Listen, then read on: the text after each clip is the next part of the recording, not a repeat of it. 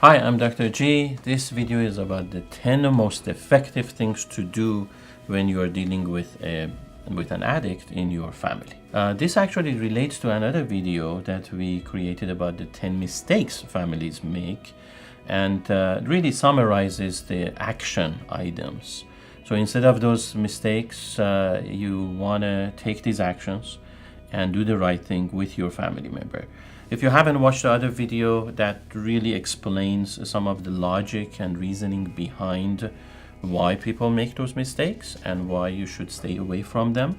That could be devastating. And this video is really good for more of a immediate action list that you want to take, knowing the background behind it. So let's get into it. There's three steps. The first three steps that I will go through, just FYI, are about really overcoming the shock. And then there is a decision to make, which is going to be step number 4, and that could kind of put you on two different tracks. So one would be really just kind of falling into those mistakes and traps, and there are 3 steps how not to fall into that trap and ignore the issue and really go head on and take care of the problem. And the last 3 steps are actually kind of taking the bull by its horn type of a approach and focus. It is kind of a breakdown of those steps, so let's get into this. The first one is really just accepting the problem. Accept that there is a problem in the family and it's okay. A member of your family is struggling with addiction, rather than kind of struggling with denying it and bargaining around it or not wanting to look at it and wondering why it is happening to you. Just take it like it's the flu. Why wouldn't you go about it like it is the flu? Because the flu affects everybody. Addiction affects everybody too. Just kind of ease your mind, accept it. It is happening and you need to do something about it. Step number 1. Step number 2, think long term. So rather than thinking of this issue of a short-term fix, a quick fix, and of allowing your mind to go there, believing that there would be some kind of a temporary phase that your family member needs to go through and get out of, never think like that. Addiction is not a short-term problem that needs a quick fix. Addiction is a very, very long-term, lifelong problem that needs a long-term solution. So just kind of get prepared for a long-term involvement with your family member. And that's a very difficult thing because your whole reality will change. At the moment you want to come to this acceptance, you will really have to look at yourself and your relationship and your family member and your reality in the future completely differently. Some of your plans that you have had, wishes, desires that you have thought about may have to be put on hold. You literally have to go through this paradigm shift about yourself, about reality, about society, about purpose of life, and so forth. But that is what is required. So start thinking long term. And by long term, I mean a minimum of a few years, if not lifelong. So in a few years, again, I mean literally 5 to 10 years, and if not lifelong, to deal with this issue and really get it under control. Number 3, hire an expert first. An expert not to fix the addiction for that addicted family member, an expert to walk you through what you need to face. So go to an addiction specialist to just figure out in a very kind of a dry consulting fashion what it is that you're dealing with. Kind of raise your awareness about the issue. You can understand what is ahead of you, understand the depth and complexity of this issue. And the reason this is important is because you don't want to rely on the addict in your family to call the shots or guide the process of recovery, because they are in the throes of addiction. Their decision making is faulty, is out of whack, it just doesn't make sense. And relying on them to think what is good for them and how they can by themselves get out of it, or with your help get out of it, is going to put you in a very dangerous type of a relationship that we call triangulation and enabling. So you would actually end up negotiating a worse deal for both yourself and the addict.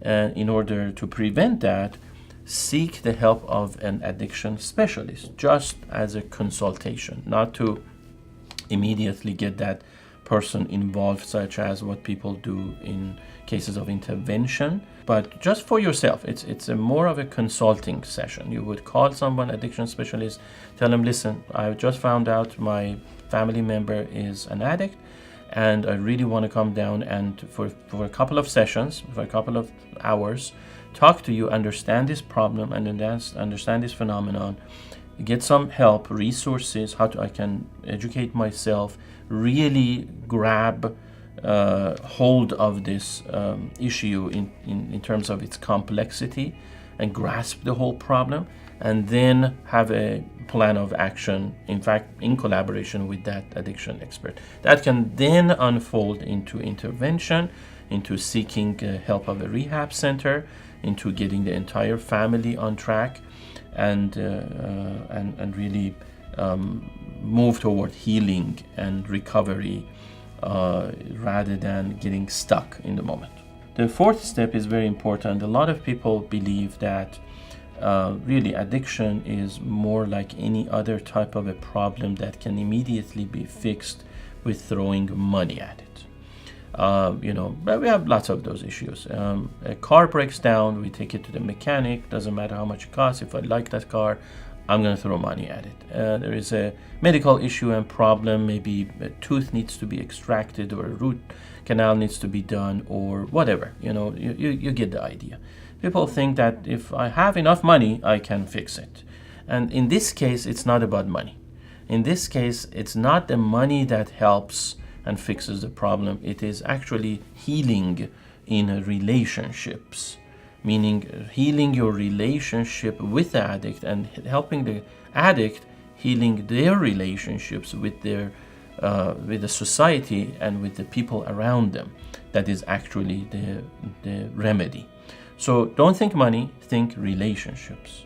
And that is where actually, as I mentioned earlier, you may kind of bifurcate into two different directions, because with family members who either don't believe that this is the case, it's not a relationship problem, or don't have the time or the interest in healing their relationships, then they gravitate toward ignoring the problem, delaying the issue, and separating themselves from the family member, and believing that all they need to do is just send that family member to a rehab center and get them fixed, and one day meet them again.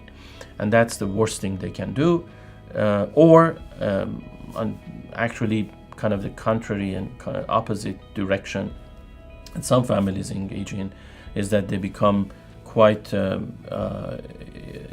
smothering. They take control, take over every single thing and action that the addict does, and control their behaviors, put them in a kind of a lockdown type of a situation, and really smother them, and that just is devastating as well.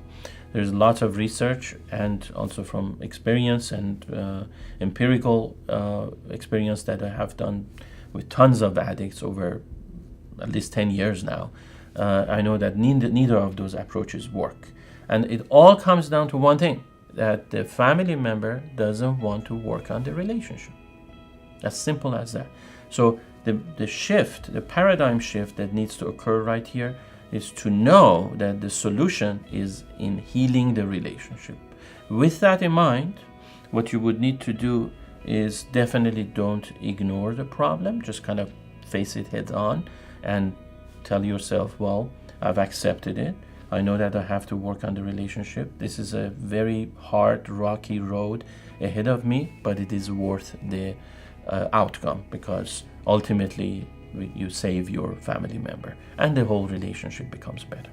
And also don't delay it. Don't think that, okay, well, right now is not a good time. There is a wedding around the corner. There is a celebration around the corner. There is a a milestone to be achieved in the business environment or in the family business or whatever, in whatever affairs you have.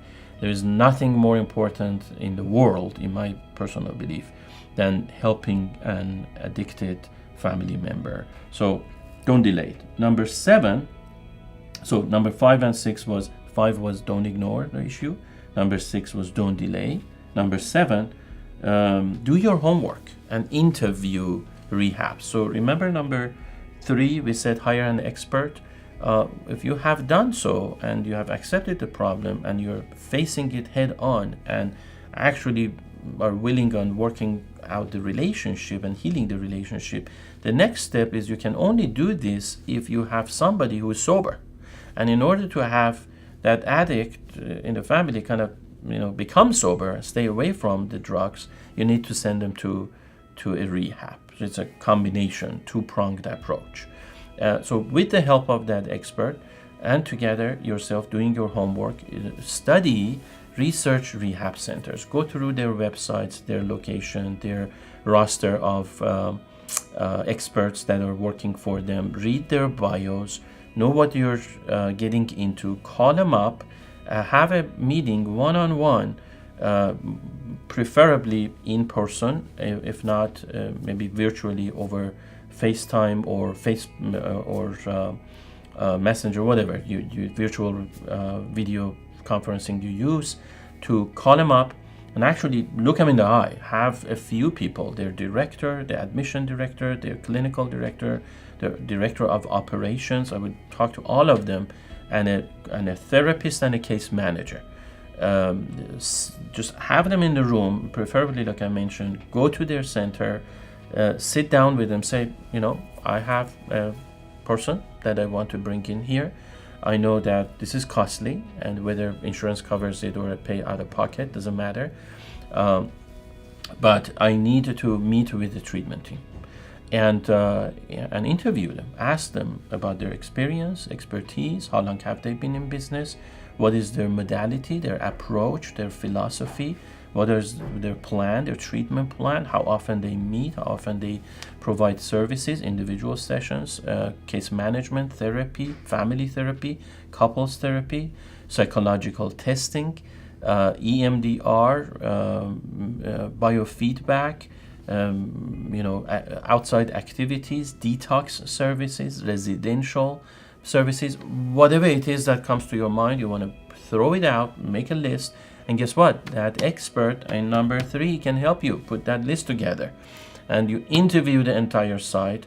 You compare that with another interview. Go to at least 3 different rehab centers. Talk to them. Find out which one gives you the right answers and walk away with the right feeling. Now, that leads me to number 8 and 9. 8 is it's a family dynamics problem. Addiction is not an individual's problem. It is a family problem. I'm sorry to, burst a bubble for some people who don't believe that and just kind of isolate themselves from the issue. There's enough research and studies and, probably a century of data available to back up this assertion that addiction is a family issue, a family problem. So the entire family needs to heal. That's what it means. There's something broken in the relationships with the family members, the way they have created a reality that ultimately has led to one or more people choose self-numbing strategies and tactics over more of healthy communication and interactional and connection tactics to deal with their pain. So be prepared to look at it as a family problem, and therefore, number 9, get involved. You would really need to sign up to go to treatment with your loved one.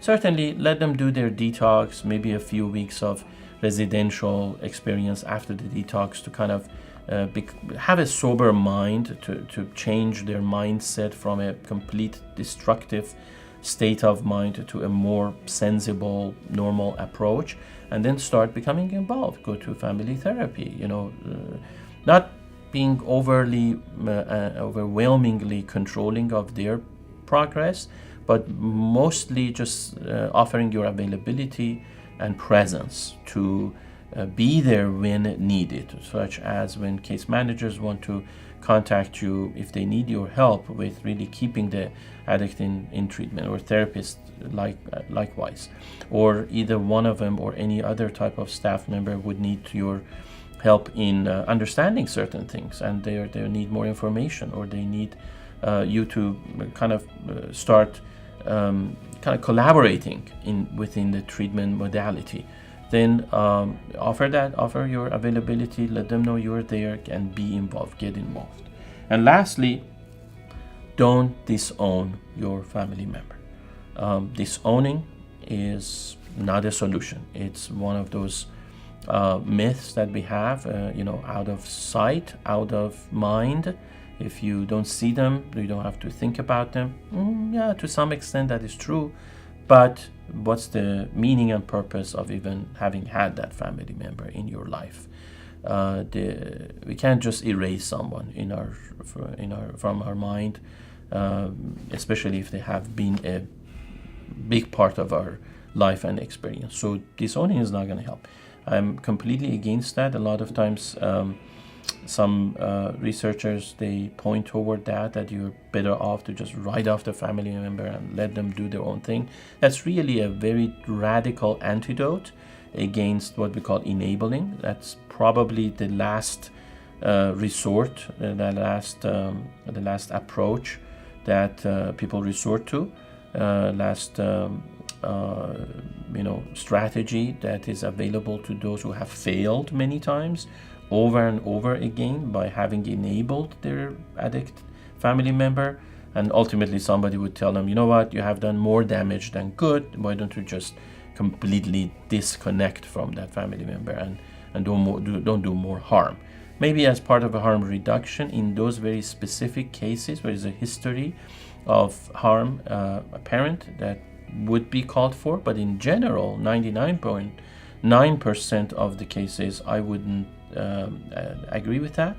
Would suggest that you involve the family member, you keep connected to the family member. In fact, there is a lot of neurobiological research and also research from attachment theory that is available to us that would teach us how connection and remaining connected is really a necessary component, a fabric of healing process. So when you disown someone, you're kind of breaking that type of a remedy or necessary part and parcel of the whole remedy apart, and that doesn't serve anyone. So I hope you found this video enjoyable. 10 most effective things to do when you're dealing with a family member who is addicted. Also, make sure that you watch the other video on 10 mistakes that people do. Come together between those two videos. If you have any questions, let us know. Post a question. We'd be happy to provide more of these educational videos. Thank you for watching. Take care.